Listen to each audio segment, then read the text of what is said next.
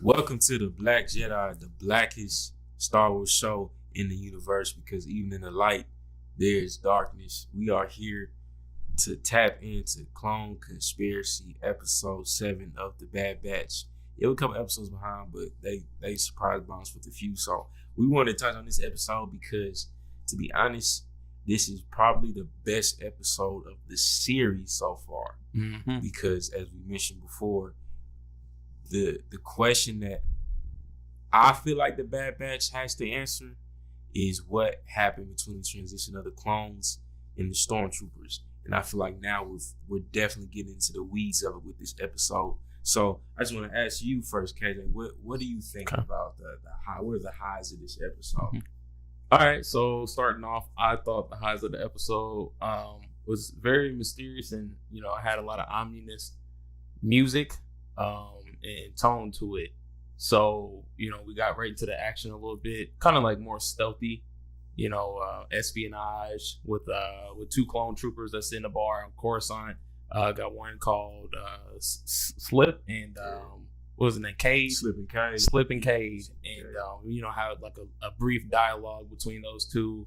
Saying like, hey man, I put in a little, my information, a little tea, about what's his name, Sergeant or not Sergeant, Rampart. Rampart. Yeah. Basically that whole conspiracy, even though it's a fact, conspiracy about Camino being washed away from a storm, but that's cap. Yeah, because if you seen Camino in any of the movies, right, it's full of storms. Exactly. It's not possible to get blown away. Like cities get blown away by a storm. Mm-hmm. Yes.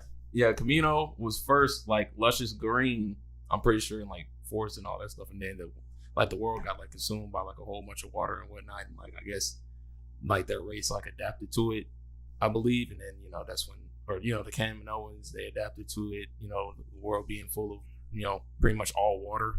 And but anyways, the highs, I will say that the episode had that great feeling of espionage, and it went more in depth into what happened between the clones and more behind the scenes about what happened between the clones and just like Emperor's new empire of troops that's going to be coming into the Galactic Empire. So I thought that was pretty good. With what else? See a little bit of Senate Council, like the council meeting. We saw a little bit of interaction with Chuchi and Organa and Rampart, and we kind of see like these conflicts between all of these different senators happening, and kind of going back and forth on what new bill should be proposed.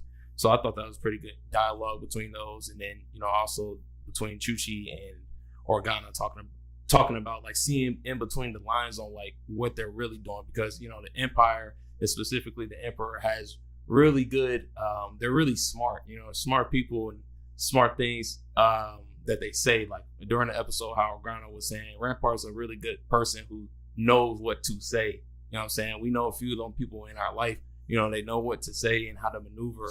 And Rampart, he's just one of those people who knows what to say to not really get you to dig deeper in on things that he don't want you to dig deep on. And I thought that was pretty good dialogue from Organa. And then towards the end, we got to see Captain Rex, and I thought that was pretty cool. Cause I figured that was gonna happen, because I know in the Bad Batch, some of the trailers they were talking about, or not talking about, but we saw like glimpses of Captain Rex in like some of the trailers and whatnot. So I kind of questioned like, when is he gonna come in? So he ended up coming in on this episode, and I thought that was pretty fine. He didn't have like a in a sense a super duper productive role. He came in, they slipped him in at the end, and I thought that was okay for the most part. It wasn't like him trying to overtake the whole episode. I mean, we didn't even get a chance to see any Bad Batch characters, and that's fine too. We got a chance to break away from them, because from the rest of the episode, or not episode, the rest of the season, we'll probably see more of them and go in depth on their characters and that exposition. But I would definitely say that it was great seeing the conflict and seeing what's going to happen with the clones, because we got a bit more interaction of what they want. And because at first all they wanted to do was just keep fighting. Yeah, they just want to keep fighting. And they said like, man, we Chuchi pointed out something that even happens in real life. Like, I mean, Like, for example, athletes. You can't be an athlete all your life. Yeah, exactly. You retire, can't do everything. Can't do that one thing your whole life. Sometimes you got to switch up the routine, or have a different plan. And they were trying to brace for that for the clones. So I thought that was a neat little thing too. What are your thoughts? Yeah, I mean, factual. I definitely feel like this is kind of the missing piece of the Clone Wars series that was needed. Mm-hmm. I think they did a good job at the end of when they brought the season back briefly. I think for season 7, and then they started kind of answering some of that with the Ahsoka and the clones at the end, and Rex and turning and all that. But I think now we're finally getting to see the transition of the Empire in the clones, right? Which has always been just a huge gap. You know what I'm saying? Like, It's like, how do we get from clone troopers to stormtroopers, and what was that transition like?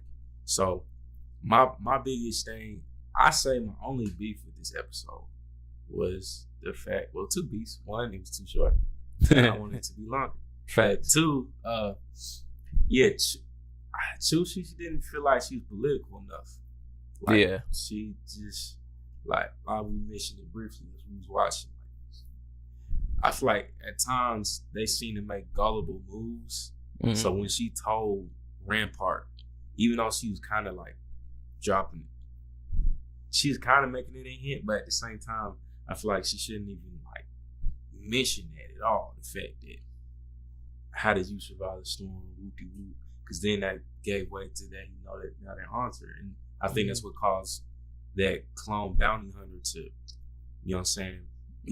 be amped up by Rampart. Mm-hmm. Because now that Rampart knew that she might have had some of the dirt on him, he probably was like, okay, we gotta put some hot sauce on this. We gotta get rid of this slip dude now, like for real. So I just think, like, man, they and I get why they're trying to build the stakes of the writing. Of course. I don't know. I feel like the way they did Palpatine, you know what I'm saying? Like, Palpatine was a well-written character, and he didn't show his cards like a lot of the time on the exactly as he was going about his political career. So I think a lot of these senators, and just moments like that in the Clone Wars, I feel like in this series in particular, they could be more strategic with their maneuvers. But yeah, it was still satisfying to see the battles in the Senate between people. Usually I kind of zone out on those scenes because they get boring. But this one felt like it progressed enough. What else? Mm-hmm. Yeah, I'd say I give this episode probably a 9, to be honest with you. Okay. 9. This is like, I think it's a solid rating. Pretty much better than all the other ones in my opinion. You think it was better in Crosshairs episode? I was about to say that. I think it was better. It went up that by just a little bit. Yeah, just a little bit. I think it edged it out. In my opinion. All right. Okay. No, that's fair. Do you think there's gonna be? So I guess like getting into further in the season, what are your thoughts that you have prediction wise going forward? Yeah, I definitely say we're gonna. I hope by this season we see like some ultimate battle between clones and stormtroopers. Mm-hmm. Just because I think I remember playing the map in the original Battlefront 1, I think, where the clones and the stormtroopers were fighting on Camino. I also can't do that because they blew the city up in this version. Yeah, but I think it'd be hard to kind of see like a Civil War type thing. Obviously, we know the stormtroopers will win. Yeah. But at the same time, we don't know if other clones are going to hide in there. You feel me? So yeah, kind of like the aftermath. Yeah. Okay. That's what I love to see. What about you? You got a prediction? Mm-hmm. I would say that. Well, actually, that's another question. Do you feel like the Bad Batch, like, will they survive? Do you feel like they're going to survive this? Yeah. And do you think they're going to end on a cliffhanger? And if so, not a cliffhanger, do you think there will be another season of this?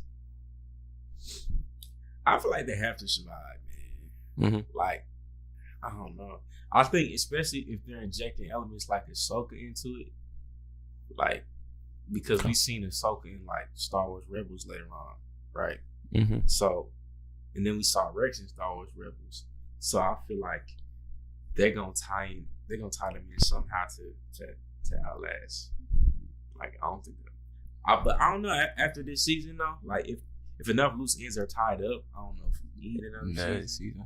But at the same time, I don't know. I feel like so far this is probably one of the better shows they released. That's fair. Yeah, I would say so too. It's probably one of the better series that they've had when it comes to Disney's TV series. Yeah. I think that there could be a potential for another season if they don't tie things up this season. There could be a cliffhanger. So if that is the case, I wouldn't mind it. I guess in a sense, if it's another season, I would probably like to see like the aftermath of the Civil War, like, you know, between those two. So I think that would probably be something I would like to see. Overall, again, my rating for this one, I would probably have to say at 8.7. 8.7. Yeah, 8.7. What'd you give the Crosshair episode? They really neck and neck for me, man. I'd probably say I'll go back in the clip and see what I said, what rating I gave. I probably gave it like an 8.5 or something like that. But I'd probably say maybe like an 8.5 again on this one. For that Crosshair episode. It was just really good to me. I thought it was pretty fire. I thought that scene where he had used that sniper threw off the mirror and stuff and ricocheted. That was pretty the action top in tier. that, dang, that's true though. It might edge it out just because of the action in that episode. Yeah. This one, the action wasn't that good. And then not only that, man, but like just like the themes that had in there. Like he doesn't have to talk so much. You know, he can just show it. Yeah. And like I feel like like he does a really good job of those things, just showing and not telling, you know, the art of that. I thought it was pretty good for the most part though. But yeah, we're gonna see what's gonna happen though, man. We're gonna see what's gonna happen. I did see, you know, stuff about Sid. I'm not gonna say too much, but oof. Yeah, we're gonna have to see, man. I'm nervous to watch. I forgot his name. What was his name? The big lizard dude. I forgot his name too. I forgot his name. Yeah, I forgot his name. But he told y'all. Yeah, OG told y'all, man. OG. He warned y'all about Sid. He said ain't want to listen. But yeah, we ready to watch that. We ready to watch that for sure. Yeah, we're definitely gonna get to the episodes pretty soon. We're gonna get more, you know, caught up, and we'll get more in detail analysis on all of them. So definitely be prepared for that, guys. Most definitely. So make sure y'all comment below. What did you rate this episode of The Bad Batch? What are your predictions for it? Be sure to hit that like button and subscribe to the channel. This is the blackest show in the Star Wars universe because even in the light there's darkness. We will see you next time. Peace. TheBlackJedi.